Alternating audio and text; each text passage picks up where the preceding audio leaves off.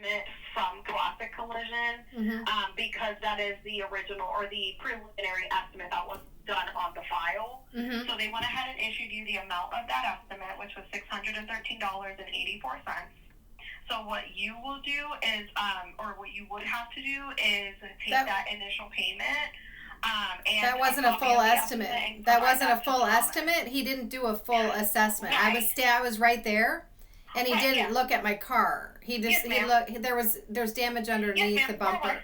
so it's not a real estimate. So that's not an accurate amount. The insurance companies play so many games. You gotta like watch them every second because you play so many games, and then you want us to take this check, and which is not going to fully fix my car. So that would be considered insurance fraud. You do understand that, right? And that I'm recording this. Yes, ma'am. I'm aware.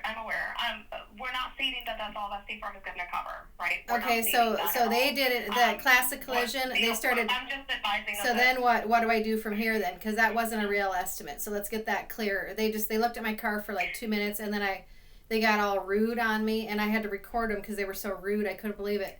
And then I had to go to a different place who did a real estimate, which was a little bit more, several $100s more. So how is this going to be handled?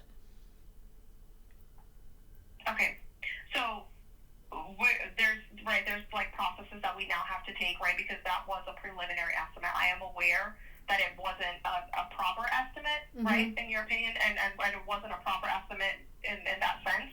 However, it was an estimate that was submitted by the body shop. So at this point, that next step is going to be that you will provide that payment as an initial payment to Thomas Auto Body. And once they actually start the repairs on the vehicle, because they have the vehicle and they are able to do that kind of full-on inspection, they will submit to State Farm what the exact extent of the damages are, so State Farm can issue payment accordingly.